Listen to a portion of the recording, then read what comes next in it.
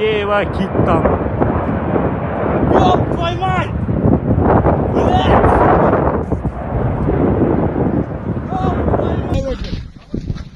Самолет упал.